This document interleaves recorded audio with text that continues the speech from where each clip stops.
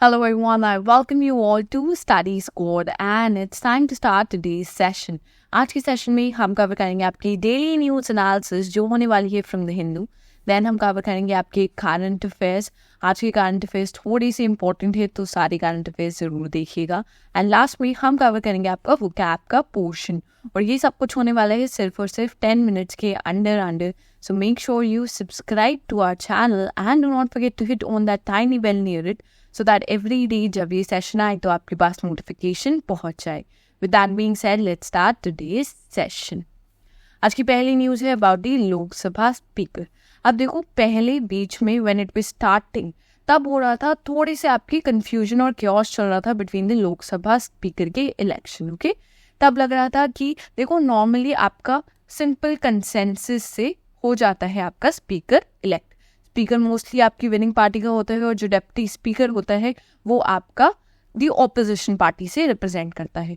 अब इसके बीच में थोड़ा सा आपका क्योस चल रहा था. देन देयर वर चांसेस कि आपका इलेक्शन कंडक्ट होगा, राइट. स्पीकर की पोजीशन के लिए इलेक्शन कंडक्ट होते, बट देखा गया बाद में कि आपका एक म्यूचुअल डिसीजन हुआ एंड आपके स्पीकर को इलेक्ट कर दिया गया.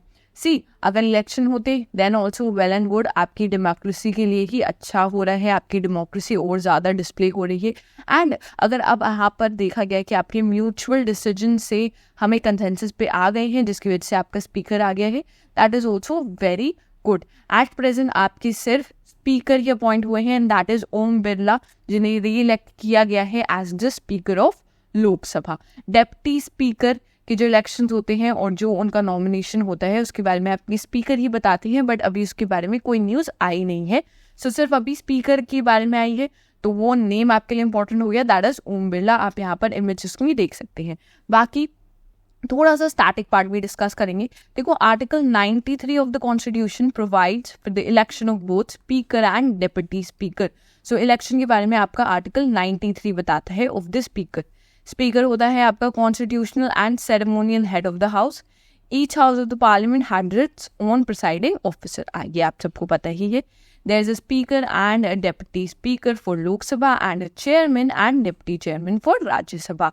सो लोकसभा का आपको पता है कौन चेयरपर्सन होता है आपका स्पीकर, ओके, जो प्रिसाइडिंग ऑफिसर होता है बेसिकली. एंड अगर हम राज्यसभा की बात करते हैं वहाँ पर हमारा एक चेयरमैन और डेप्यूटी चेयरमैन होता है.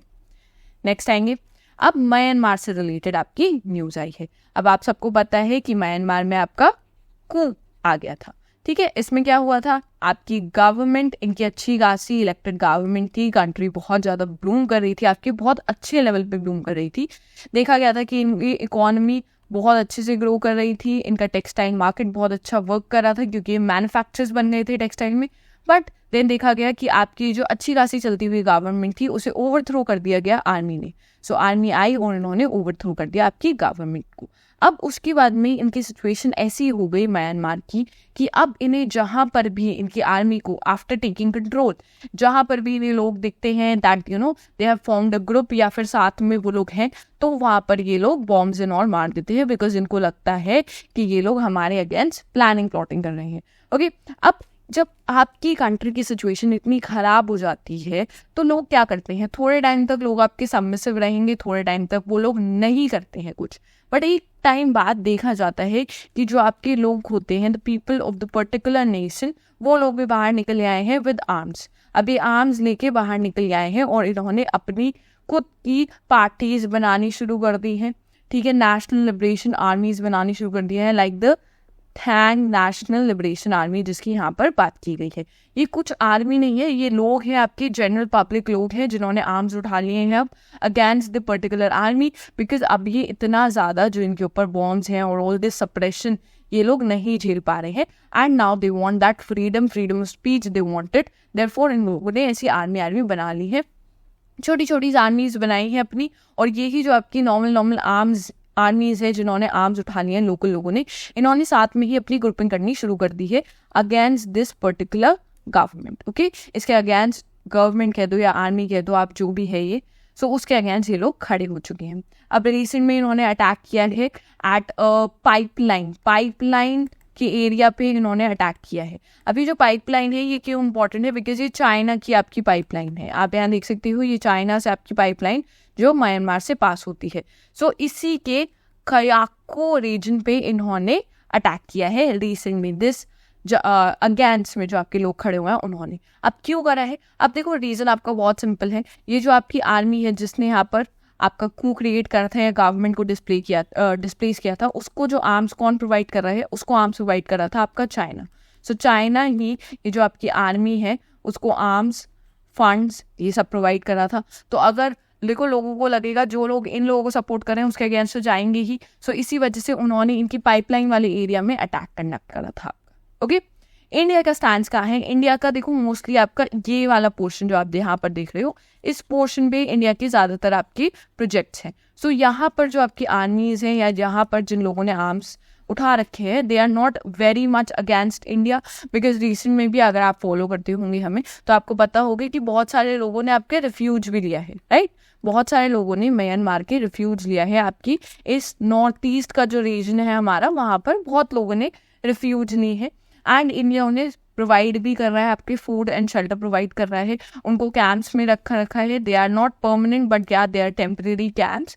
एंड इंडिया का स्टैंड ये है कि जब तक म्यांमार की सिचुएशन उतनी अच्छी नहीं होती है तब तक will provide them with those temporary, उन्हें रहने की जगह देंगे, खाना देंगे, ये सब कुछ इंडिया प्रोवाइड कर रहा है। एंड बोला गया है जब आपकी म्यांमार की सिचुएशन फिर से बेटर हो जाएगी then we will send these people, these refugees back. Okay, since India का अच्छा स्टैंड है, हम लोग अच्छे के लिए प्रमोट करें, तो इसलिए हमारा पोर्शन जहाँ पर हमने अपने प्रोजेक्ट्स कंडक्ट करे हैं या हमारे प्रोजेक्ट्स चल रहे हैं, इन लोगों ने वहाँ पर अटैक्स नहीं करे हैं आपकी। So this was this about this particular news. Next पे आएंगे। नेक्स्ट है आपकी रेड सी अटैक्स के बारे में।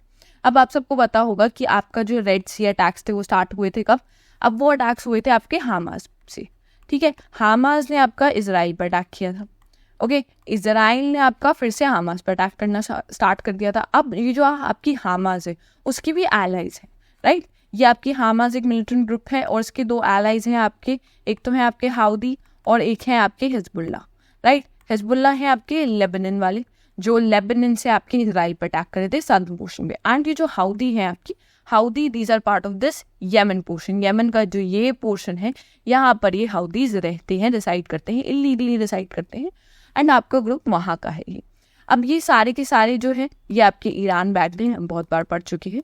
ईरान बैक्ड है क्योंकि इनका बेसिक एजेंडा है कि आपका जो मुस्लिम ब्रदरहुड है उसे रियूनाइट करेंगे, और जो गलत हो रहा था आपका विद दी द पैलेस्टीनियंस, उनके लिए हम लोग वर्क करेंगे और हम लोग उसके साथ खड़े होंगे। इनका ये था, इनकी जो थिंकिंग है if you talk about. Okay, and गलत रास्ता लिया था इन लोगों ने, हमास ने अटैक किया Israel again, Israel is not banking of. And इसी वजह से आपने देखा कि आपके जो हाउदीज थे इस पोर्शन पे, हाउदीज ने क्या डिसाइड किया था कि अगर हमारे लोगों को प्रॉब्लम हो रही है तो बीइंग देयर एलाय हम पूरे वर्ल्ड में आपका प्रॉब्लम क्रिएट करेंगे, क्योंकि हम लोगों को ट्रबल कर रहा है तो हम वर्ल्ड को ट्रबल करेंगे। अब कैसे करेंगे? क्योंकि अब ये लोग यमन की सदर्न पोर्शन पे हैं। सो सबसे इंपॉर्टेंट यहाँ पर आप रेड सी देख रहे हो, ठीक है? एंड यहाँ पर आपका स्विस कनाल का रीजन है, this is your Swiss canal region. अब ये बहुत इंपॉर्टेंट है बिकॉज ये बहुत इंपॉर्टेंट लिंक है आपका, ठीक है? बहुत इंपॉर्टेंट लिंक है और यहाँ से आपके बहुत सारे कंटेनर्स जाते थे। अब ये जो बहुत इंपॉर्टेंट कंटेनर्स जाते थे, अब इन लोगों ने क्या स्टार्ट कर दिया था, उन पर अटैक्स करने स्टार्ट कर दिए थे। इस अटैक्स में ये लोग ड्रोन से अटैक कर रहे थे, मिसाइल्स थ्रो कर रहे थे, खुद ही जंप हो जाते थे वेसल में जाके। So this was the thing that these people were doing. अब इससे क्या हुआ था, लोगों ने ये वाला जो आपका रूट था इसे लेना ही छोड़ दिया था, इसे यूज़ करना छोड़ दिया था। एंड इसके बाद में ये रूट को यूज़ करना छोड़ दिया क्योंकि यहाँ पर देखो अब इंश्योरेंस कंपनीज ने अपने इंश्योरेंस भी इंक्रीज कर दिए थे, कॉस्टली बन गया था। सो यहाँ से आना बंद हो गया था एंड फिर ये सिंगापुर पोर्ट का यूज़ करने लगे, जैसे हम आगे देखेंगे, ठीक है? अब यहाँ पर सिंगापुर में आपका this is the straight of Malacca, जिसको इन्होंने यूज़ करना स्टार्ट करा है, दिस पोर्शन। अभी की स्ट्रेट है, सो यू शुड नो कि ये आपकी दो वाटर बॉडीज को कनेक्ट करने वाला बहुत स्मॉल लिंक होता है, ये छोटा लिंक होता है, ठीक है? एंड इसको हम स्ट्रेट कहते हैं। अब अगर छोटी सी जगह है और यहाँ से ही आपके कंटेनर जाना शुरू कर देंगे तो कंजेशन तो आ ही जाएगा, यहाँ पर आपका ट्रैफिक हो जाएगा, राइट? यहाँ पर कंटेनर्स का जाने में प्रॉब्लम होने लग जाएगी। एंड इसी बात पे आपकी न्यूज़ भी आई है यहाँ पर। ओके, आपको ये स्ट्रेट ऑफ मलाक्का दिख रहा है, यहाँ पर आपको मलेशिया का पोर्शन दिख रहा है, यहाँ पर ऊपर आपका थाईलैंड का रीजन है. Okay, so that also you could see. तो मैप एक बार देख लेना, PDF मिल जाएगी, उसमें एक बार देख जरूर लेना आप ये सारे मैप्स. नेक्स्ट आएंगे नेटो से रिलेटेड आपकी न्यूज़ है. रिसेंट में आपका जो नेटो है उसने नेम किया है डच के PM को मार्क रूट को एज ए न्यू चीफ. बस आपके लिए नेम इंपॉर्टेंट है. यहाँ पर नेटो से थोड़ी सी हम स्टार्टिंग का पार्ट भी कवर कर लेंगे. नेटो आपकी इंटर गवर्नमेंटल मिलिट्री अलायंस है, फॉर्म्ड इन 1949 में फॉर्म हुई थी. मेन इसका गोल था of providing collective defence against the potential aggression particularly from the Soviet union during the cold war era. उस टाइम पे क्या हुआ था आपका कि सोचा था सब लोगों ने एक कलेक्टिव डिफेंस अलायंस बनाएंगे, सब लोग साथ में आ जाएंगे और डिफेंस अलायंस बनाएंगे ताकि हम स्ट्रांगली आपके सोवियत के अगेंस्ट खड़े हो सके. एस्टैब्लिशमेंट की आपका डेट था April 4th 1949 एंड ये आपकी स्टार्ट हुई थी by signing the North Atlantic treaty in Washington DC by 12 founding members. तो याद रखना इसकी 12 फाउंडिंग मेंबर्स हैं. करंट में इसके कितने मेंबर्स हैं आप मुझे कमेंट्स में बताओगे, और जो लास्ट मेंबर इसका आया था लेटेस्ट जिसने ज्वाइन करा है आपका नेटो, आप मुझे कमेंट्स में बताओगे. ठीक है, अब इसके 12 फाउंडिंग मेंबर्स कौन से थे? That was Belgium, Canada, Denmark, France, Iceland, Italy, Luxembourg, then we have Netherlands, Norway, Portugal, UK and US. Okay, so these were the founding members. ये भी आपको पता होना चाहिए. नेक्स्ट आएंगे CA पोर्शन पे. रिसेंट में आपके vice chief of army staff appoint हुए हैं. काफ़ी इंपॉर्टेंट हो जाता है, डायरेक्ट क्वेश्चन आने के चांसेस हैं. FCAT में आप देख सकते हो कि ऐसा सिंपल क्वेश्चन आपको मिल जाएगा. Okay, so the name is lieutenant general NS Raja Subramaniam. Okay, आप यहाँ पर इमेज इनकी देख सकते हो, इंपॉर्टेंट है नेम काफ़ी ज़्यादा. नेक्स्ट आएंगे which Indian city was recently named as a 4th world craft city by the world craft council. Okay, so 4th city आई है आपकी रिसेंट में जो वर्ल्ड क्राफ्ट सिटी के नेम से आई है. Okay, the name here is Srinagar. Srinagar को रिसेंट में 4th सिटी हो गई है आपकी वर्ल्ड क्राफ्ट सिटी में. बाकी 3 कौन सी है वो भी देखेंगे. ठीक है, बाकी पहली तो आ गई 4th पे आपकी Srinagar, then we have Jaipur, we have Malappuram and we have Mysore. So ये चारों ही आपको याद रखनी है. नेक्स्ट में what percentage of reservation from the category of OBCs के लिए in Haryana government has recently increased. तो हरियाणा गवर्नमेंट ने रिसेंटली जो OBC की आपकी रिजर्वेशन थी उसे इंक्रीज किया है. अब कितना परसेंटेज इंक्रीज देखा गया है? देखो, पहले थी आपकी 15% एंड नया जो देखा है दैट इज 27%. ओके, सो 27% इन्होंने इंक्रीज कर दिया है. आपको गवर्नमेंट के बारे में पता होना चाहिए और आपको परसेंटेज भी याद रखनी चाहिए क्योंकि कंफ्यूज कर देते हैं. नेक्स्ट आएंगे in which Indian state was the country's first coal gasification pilot project launch. अब पहला है हमारी कंट्री का तो इम्पोर्टेंट हो जाता है एंड ये लॉन्च हुआ है आपका झारखंड में. झारखंड में पहला कोल गैसिफिकेशन पायलट प्रोजेक्ट आपका लॉन्च हुआ है.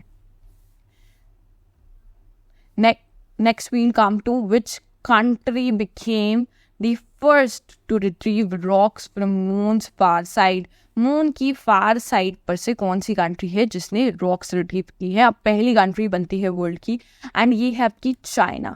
चाइना ने रिसेंटली रिट्रीव करे हैं आपकी rocks from the far side of moon.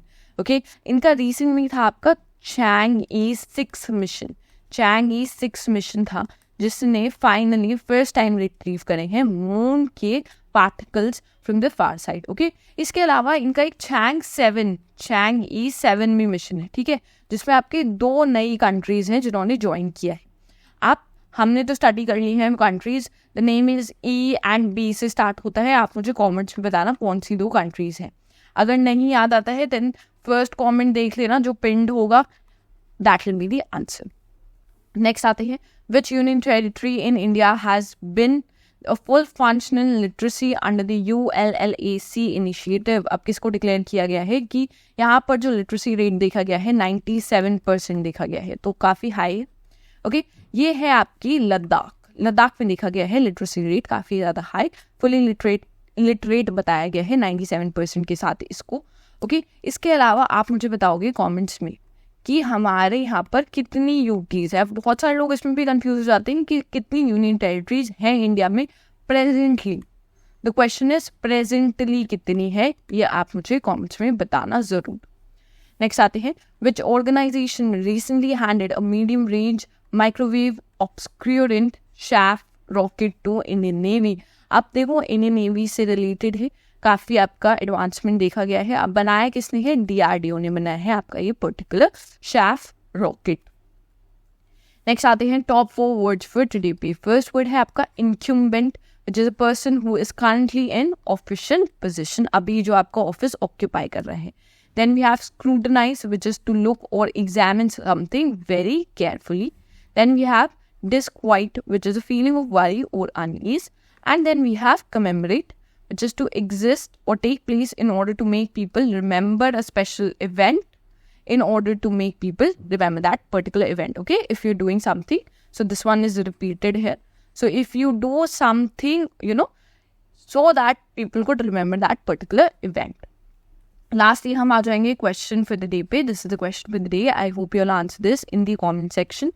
And अगर आपने यहाँ तक वीडियो देखी है, then make sure you like this session, you share this session with all your friends, and do not forget to subscribe to our channel.